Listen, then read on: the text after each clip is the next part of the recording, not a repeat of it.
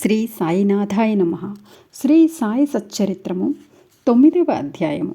షిరిడి యాత్ర యొక్క లక్షణములు, తాత్యా కోటే పాటిల్, ఐరోపా దేశస్థుని ఉదంతము, భిక్ష యొక్క ఆవశ్యకత, భక్తుల అనుభవములు, తర్ఖడ్ కుటుంబము, ఆత్మారాముని భార్య, బాబాకు సంతుష్టిగా భోజనము పెట్టుట ఎట్లు, నీతి. షిరిడి యాత్ర యొక్క లక్షణములు. షిరిడి దర్శనంలో ఒక ప్రత్యేక విశేషం ఏమన, బాబా అనుమతి లేనిదే ఎవరూ షిరిడి విడువలేకుండరి. బాబా అనుమతి లేక ఎవరైనా షిరిడి విడిచి వెళ్ళినచో వారు ఊహించని కష్టములు కొని తెచ్చుకొని వారగుచుండిరి. బాబా ఎవరినైనా బయలుదేరమని సెలవిచ్చిన తర్వాత ఇక షిరిడీలో ఉండరాదు. సెలవు తీసుకొనుటకు బాబా వద్దకు భక్తులు పోవునప్పుడు బాబా వారికి స్పష్టముగానో లేక సూచనప్రాయముగానో కొన్ని సలహాలు ఇచ్చేవారు. బాబా ఆదేశానుసారం నడిచి తీరవలను. వ్యతిరేకంగా పోయినచో ప్రమాదములేవో తప్పక వచ్చుచుండేవి.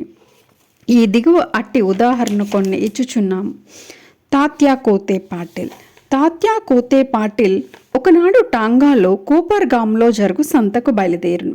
హడావిడిగా మసీదుకు వచ్చి బాబాకు నమస్కరించి కోపర్గాం సంతకు పోవుచుంటినని చెప్పాను. బాబా అతనితో, తొందరపడవద్దు, కొంచెం ఆగుము, సంత సంగతి అటు ఉండనివ్వు, ఊరు విడిచి అసలు బయటికి ఎక్కడికి పోవలదు అని అనెను. సంతకు వెళ్ళవలనని తాత్య ఆతురత చూసి కనీసం శ్యామానైనా వెంట తీసుకుని పొమ్మని బాబా చెప్పాను. బాబా మాటలను లెక్క చేయక తాత్య హుటాహుటిన టాంగా ఎక్కి కోపర్గాం బయలుదేరును. టాంగాకు కట్టిన 2 గుర్రముల్లో ఒకటి 300 రూపాయలు ఖరీదు పెట్టి కొత్తగా కొన్నది. మిక్కిలి చురుకైనది. షిరిడి వదిలి సావుల్ విహార్ దాటిన వెంటనే అది మిక్కిలి వడిగా పరిగెత్తసాగాను. కొంత దూరము పోయిన పిమ్మట కాలు మడతపడి అది కూలబడును. తాత్యాకు పెద్ద దెబ్బలేమీ తగులలేదు. కానీ తల్లివలే ప్రేమతో బాబా చెప్పిన సలహా జ్ఞప్తికి వచ్చెను. మరొకప్పుడు కూడా ఇటులనే బాబా ఆజ్ఞను వ్యతిరేకించి కొల్హారు గ్రామమునకు ప్రయాణమై దారిలో టాంగా ప్రమాదమునకు గురి అయ్యెను. ఐరోపా దేశస్థుని ఉదంతం.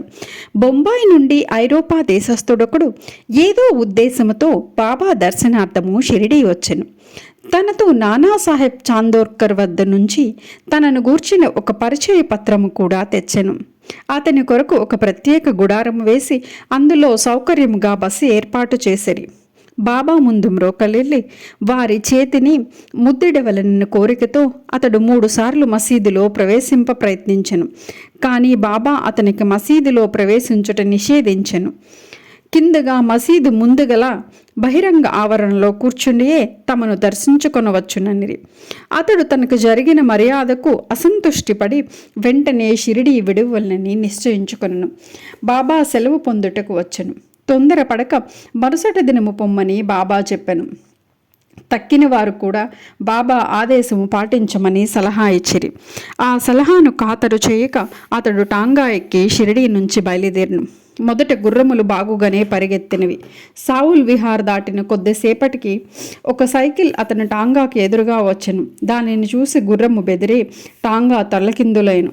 ఆ పెద్ద మనిషి కింద పడి రోడ్డుపై కొంత దూరము ఈడ్వబడిను. ఫలితముగా గాయములను బాగు చేసుకొనుటకై కోపర్గాంలో ఆసుపత్రి పాలయ్యను. ఇటువంటి అనేక సంఘటనల మూలమున బాబా ఆజ్ఞను ధిక్కరించి వారు ప్రమాదములు పాలగుదురని, బాబా ఆజ్ఞానుసారము పోవారు సురక్షితంగా ఉందురని జనులు గ్రహించరి. భిక్ష యొక్క ఆవశ్యకత. బాబాయే భగవంతుడైనచో వారు భిక్షాటనచే జీవితమంతయు గడపనేలా అను సందేహము చాలా మందికి కలగవచ్చును.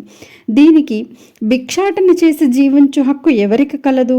పంచసూచనములు వానిని పోగొట్టుకొనుటకు మార్గమేది అను 2 ప్రశ్నలకు వచ్చు సమాధానంతో సమాధానపడండి. సంతానము, ధనము, కీర్తి సంపాదించుట వీటి యందు ఆపేక్ష వదులుకొని సన్యసించువారు భిక్షాటనముచే జీవించవచ్చని మన శాస్త్రములు ఘోషించుచున్నవి. వారు ఇంటి వద్ద వంట ప్రయత్నములు చేసుకుని తినలేరు. వారికి భోజనము పెట్టు బాధ్యత గృహస్థులపై కలదు. సాయిబాబా గృహస్థుడు కారు, వానప్రస్థుడు కూడా కారు. అస్థలిత బ్రహ్మచారులు బాల్యం నుంచి బ్రహ్మచర్యమే అవలంబించుచుండిరి. ఈ సకల జగత్తంతయు వారి గృహమే. ఈ జగత్తునకు వారు కారణభూతులు. వారిపై జగత్తు ఆధారపడి ఉంది. వారు పరబ్రహ్మ స్వరూపులు కాబట్టి వారికి భిక్షాటన చేయు హక్కు సంపూర్ణంగా కలదు. పంచసూచనములు. వానిని తప్పించుకొని మార్గము ఆలోచించదు. భోజన పదార్థములు తయారు చేయుటకు గృహస్థులు 5 పనులు తప్పక చేయవలను. అవి ఏవన: దంచుట లేక రుబ్బుట, రెండవది విసురుట, మూడవది పాత్రలు తోముట, నాలుగవది ఇల్లు ఊడ్చుట తుడుచుట, ఐదవది పొయ్యి అంటించుట. ఈ 5 పనులు చేయనప్పుడే క్రిమికీటకాదులు మరణించుట తప్పదు. గృహస్థులు ఈ పాపమును అనుభవింపవలను. ఈ పాప పరిహారమునకు మన శాస్త్రములో 6 మార్గములు ప్రబోధించుచున్నవి. బ్రహ్మయజ్ఞము, వేదాధ్యయనము, పితృయజ్ఞము, దేవయజ్ఞము, భూతయజ్ఞము, అతిథి యజ్ఞము. శాస్త్రములు విధించిన ఈ యజ్ఞములు నిర్వర్తించనచో గృహస్థుల మనస్సులు పాపరహితములగును. మోక్ష సాధనమునకు, ఆత్మ సాక్షాత్కారమునకు ఇవి తోడ్పడును. బాబా ఇంటింటికి వెళ్ళి భిక్ష అడుగుటలో ఆ గృహస్థులకు వారు చేయవలసిన కర్మలను బాబా జ్ఞప్తికి తెచ్చేవారు. తమ ఇంటి గుమ్మమును వద్దనే ఇంత గొప్ప ప్రమోదము పొందిన షిరిడీ ప్రజలు ఎంతటి ధన్యులు! భక్తుల అనుభవములు. శ్రీకృష్ణుడు భగవద్గీత 9వ అధ్యాయం 26వ శ్లోకం యందు శ్రద్ధాభక్తులతో ఎవ్వరేని పత్రము కానీ, పుష్పము కానీ, ఫలము కానీ లేదా నీరు కానీ అర్పించినచో దానిని నేను గ్రహించదను అని చెప్పాను. సాయిబాబాకు సంబంధించి ఇంకా సంతోషదాయకమైన విషయం ఏమిటంటే, తమ భక్తుడు ఏదైనా తమకు సమర్పించవలెనని ఏ కారణము చేతనైనా ఆ సంగతి మరచినచో అట్టి వానికి బాబా ఆ విషయము జ్ఞాపకము చేసి ఆ నివేదనను గ్రహించి ఆశీర్వదించువారు. అట్టి ఉదాహరణలు కొన్ని ఈ క్రింది చెప్పబోచున్నాము. తర్కడ్ కుటుంబం. రామచంద్ర ఆత్మారాం ఉరఫ్ బాబాసాహెబ్ తర్కడ్ ఒకప్పుడు ప్రార్థన సమాజస్థుతుడైనను తర్వాత బాబాకు ప్రియభక్తుడైనాడు. వాని భార్యాపుత్రులు కూడా బాబాను మిగిలి ప్రేమించుచుండిరి. ఒకసారి తల్లి కొడుకు షిరిడీకి పోయి ఇచ్చట వేసవ సెలవులు గడుపవలనని నిర్ణయించిరి. షిరిడీ పోవుట సంతోషదాయకమైనను కొడుకు మాత్రము దానికి మనఃపూర్తిగా ఇష్టపడలేదు. కారణమేమి అన తన తండ్రి ప్రార్థన సమాజమునకు చెందినవాడొకటిచే ఇంటి వద్ద బాబా యొక్క పూజ సరిగా పోవచ్చునని సంశయించెను. కానీ బాబా పూజను తాను నియమానుసారము సక్రమముగా చేసదనని తండ్రికి వాగ్దానము చేయుచుటే బయలుదేరును. శుక్రవారం రాత్రి తల్లి కొడుకు బయలుదేరి షిరిడీకి వచ్చిరి.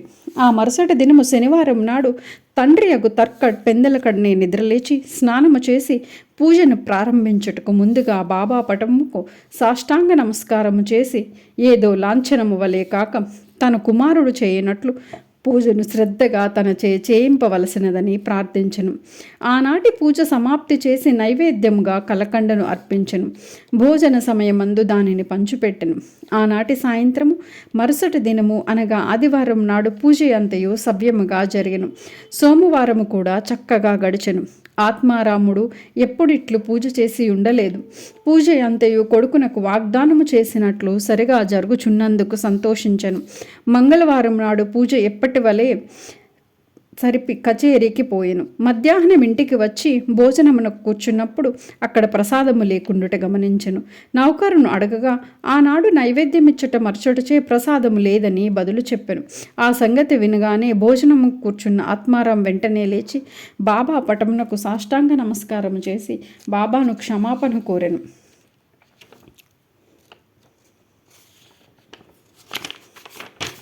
బాబా తనకు విషయము జ్ఞప్తికి తేనందుకు నిందించెను. ఈ సంగతులన్నింటినీ షిరిడీలోనున్న తన కొడుకునకు వ్రాసి బాబాను క్షమాపణ వేడుకొను. ఇది బాంద్రాలో మంగళవారం మధ్యాహ్నం సుమారు 12 గంటలకు జరిగెను. అదే సమయంలో షిరిడీలో మధ్యాహ్న హారతి ప్రారంభించుటకు ముందు ఆత్మారాముని భార్యతో బాబా ఇట్లనెను: తల్లి, ఏమైనా తినవలనని ఉద్దేశముతో బాంద్రాలో మీ ఇంటికి పోయినాను. తలుపులు తాళము వేసి ఉండెను. ఎలాగునో లోపల ప్రవేశించి తిని, కానీ అక్కడ తినటానికి ఏమీ లేకపోవడుచే తిరిగి వచ్చదను అనెను. ఆ బాబా మాటలు విని ఆమెకేమీ బోధపడలేదు.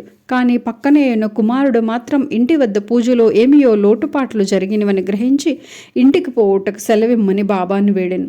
అందులోకి బాబా పూజ అక్కడే చేయమని, ఇంటికి పోవలసిన అవసరం లేదని చెప్పాను. వెంటనే కొడుకు షిరిడీలో జరిగిన విషయమంతయు వివరంగా తండ్రికి ఉత్తరం వ్రాసి బాబా పూజను అశ్రద్ధ చేయవద్దని వేడుకొను. ఈ 2 ఉత్తరములు ఒకదానికొకటి మార్గమధ్యమున తటస్థపడి తమ తమ గమ్యస్థానములకు చేరిన. ఇది ఆశ్చర్యము కదా. ఆత్మారాముని భార్య. ఇక ఆత్మారాముని భార్య విషయము. ఒకసారి ఆమె 3 పదార్థములు బాబాకు నైవేద్యము పెట్టుటకు సంకల్పించుకొనెను. అవి వంకాయ పెరుగు పచ్చటి, వంకాయ వేపుడు కూర, పేడ. బాబా వీనిని ఎట్లో గ్రహించనో చూసదం. బాంద్రా నివాసియగు రఘువీర భాస్కర పురందరే బాబాకు మిక్కిలి భక్తుడు. అతడు ఒకనాడు భార్యతో షిరిడీ బయలుదేర్చుండెను. ఆత్మారాముని భార్య పెద్ద వంకాయలు 2 మిగులు ప్రేమతో తెచ్చి పురందరుని భార్య చేతికిచ్చి ఒక వంకాయతో పెరుగు పచ్చడిని, 2వ దానితో వేపుడు చేసి బాబాకు వడ్డించమని వేడెను. షిరిడీ చేరిన వెంటనే పురందరుని భార్య వంకాయ పెరుగు పచ్చడిని మాత్రం చేసి బాబా భోజనము కూర్చున్నప్పుడు తీసుకుని వెళ్ళెను. బాబాకు ఆ పచ్చడి చాలా రుచిగా ఉండెను. కానీ దానినందరకు పంచిపెట్టెను. వెంటనే తనకు వంకాయ వేపుడు కూడా అప్పుడే కావాలనని బాబా అడిగెను. ఈ సంగతి భక్తులు రాధాకృష్ణమాయకి తెలియపరిచిరి. అది వంకాయల కాలము కాదు కనుక ఆమెకి ఏమీ తోచకుండెను. వంకాయలు ఎట్లు సంపాదించుటన్ను ఆమెకు సమస్యమాయను. వంకాయ పచ్చడి తెచ్చినదెవరని కనుగొని పురందరుని భార్య అని తెలిసి వంకాయ వేపుడు కూడా ఆమె చేసి పెట్టవలనని ఆమెకు కబురు పంపిరి. అప్పుడు అందరికీ వంకాయ వేపుడును బాబా ఎందులో కోరిరో తెలిసినది. బాబా సర్వజ్ఞతకు అందరూ ఆశ్చర్యపడిరి. 1915 డిసెంబరులో గోవింద బలరాం మాన్కర్ అనువాడు షిరిడీకి పోయి తన తండ్రికి ఉత్తర క్రియలు చేయవలననుకున్నాను. ప్రయాణమునకు పూర్వము ఆత్మారాముని వద్దకు వచ్చాను. ఆత్మారాం భార్య బాబా కొరకేమైనా పంపవలనని ఇల్లంతయు వెతకను. కానీ ఒక్క పేడ తప్ప ఏమీ కనిపించలేదు. ఆ పేడ కూడా ఇప్పటికే బాబాకు నైవేద్యంగా సమర్పింపబడి ఉన్న. తండ్రి మరణించుటచే గోవిందుడు విచారగ్రస్తుడై ఉండెను. కానీ బాబా అందున్న భక్తి ప్రేమలచే ఆమె ఆ పేడాను అతని ద్వారా పంపెను. బాబా దాన్ని పుచ్చుకొని తినునని నమ్మేయుండెను. గోవిందుడు షిరిడీ చేరును. బాబాను దర్శించెను. కానీ పేడా తీసుకుని వెళ్ళుట మరచెను. బాబా అప్పటికి ఊరుకుండెను. సాయంత్రం బాబా దర్శనముక వెళ్ళినప్పుడు కూడా అతడు పేడా తీసుకుని వెళ్ళుట మరచెను. అప్పుడు బాబా ఓపిక పట్టలేక తన కొరకు ఏమి తెచ్చావని అడిగను. ఏమీ తీసుకుని రాలేదని గోవిందుడు జవాబిచ్చాడు. వెంటనే బాబా, నీవు ఇంటి వద్ద బయలుదేరినప్పుడు ఆత్మారాముని భార్య నా కొరకు నీ చేతికి మిఠాయి ఇవ్వలేదా అని అడిగాను. కుర్రవాడదయంతయు జ్ఞప్తికి తెచ్చుకొని సిగ్గుపడెను. బాబాను క్షమాపణ కోడెను. బసకు పరిగెత్తి పేడాను తెచ్చి బాబా చేతికిచ్చెను. చేతిలో పడిన వెంటనే బాబా దాన్ని గుటుక్కును మింగెను. ఈ విధంగా ఆత్మారాముని భార్య యొక్క భక్తికి బాబా ప్రీతిపూర్వకంగా స్వీకరించెను. నా భక్తులు నన్నెట్లు భావింతురో నేను వారిని ఆ విధముగానే గ్రహింతును అని గీతావాక్యము నిరూపించెను. బాబాకు సంతుష్టిగా భోజనము పెట్టుటికెట్లు. ఒకప్పుడు ఆత్మారాం తర్కడ్ భార్య షిరిడీలో ఒక ఇంటి యందు దిగెను. మధ్యాహ్న భోజనము తయారయ్యాను. అందరికీ వడ్డించిరి. ఆకలితో ఉన్న కుక్క ఒకటి వచ్చి మొరుగుట ప్రారంభించెను. వెంటనే తర్కడ్ భార్య లేచి ఒక రొట్టె ముక్కను విసిరెను. ఆ కుక్క ఎంతో మక్కువగా ఆ రొట్టె ముక్కను తిన్ను. ఆనాడు సాయంకాలం ఆ మసీదుకు పోగా బాబా ఆమెతో ఇట్లంది, తల్లి, నాకు కడుపు నిండుగా గొంతు వరకు భోజనము పెట్టినావు. నా జీవశక్తులు సంతుష్టి చెందినవి. ఎల్లప్పుడూ ఇట్లనే చేయము. నీకు సద్గతి కలుగు చేయును. ఈ మసీదులో కూర్చుండి నేనెప్పుడు అసత్యము మాట్లాడను. నా యందిట్లుండే దయ ఉంచము. మొదటి ఆకలితో నన్ను జీవికి భోజనము పెట్టిన పిమ్మట నీవు భుజింపము. దీనిని జాగ్రత్తగా జ్ఞప్తికి ఉంచుకొనుము. ఇది అంతయు ఆమెకేమీ బోధపడలేదు. కావున ఆమె ఇట్లు జవాబిచ్చెను, బాబా, నేను నీకెట్లు భోజనము పెట్టగలను? నా భోజనం కొరకే ఇతరులపై ఆధారపడి ఉన్నాను. నేను వారికి డబ్బిచ్చి భోజనము చేయుచున్నాను. అందులకు బాబా ఇట్లు జవాబిచ్చెను, నీవు ప్రేమపూర్వకంగా పెట్టిన ఆ రొట్టె ముక్కను తిని ఇప్పటికీ తేన్పులు తీయుచున్నాను. నీ భోజనముకు ముందు ఏ కుక్కను నీవు చూసి రొట్టె పెట్టెత్తివో అదియు నేను ఒక్కటే. అట్లనే పిల్లులు, పందులు, ఈగలు, ఆవులు మొదలగు గలవన్నీయు నా అంశములే. నేనే వాని ఆకారములో తిరుగుచున్నాను. ఎవరైతే సకల జీవకోటిలో నన్ను చూడగలుగుదురో వారే నా ప్రియభక్తులు. కావున నేను వేరు, తక్కిన జీవరాశి అంతయు వేరు అను ద్వంద్వ స్వభావము భేదమును విడిచి నన్ను సేవింపుము. ఈ అమృత తుల్యమగు మాటలు ఆమె హృదయమునెంతయో కదిలించినవి.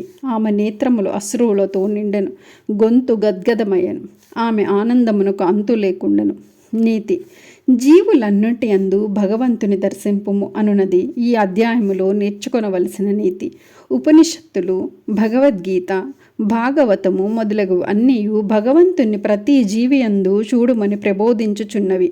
ఈ అధ్యాయము చివరి చెప్పిన ఉదాహరణ వలన ఇతర అనేక భక్తుల అనుభవముల వలన సాయిబాబా ఉపనిషత్తుల్లో ప్రబోధములను తమ ఆచరణ రూపమున చూపి అనుభవపూర్వకముగా నిర్ధారణ చేసి ఉన్నారని స్పష్టమగును. ఉపనిషదాది గ్రంథములలో ప్రతిపాదింపబడిన తత్వమును అనుభవపూర్వకముగా ప్రబోధించిన సమర్థ సద్గురే శ్రీ సాయిబాబా. 9వ అధ్యాయము సంపూర్ణం. సద్గురు శ్రీ సాయినాథార్పణమస్తు. శుభం భవతు.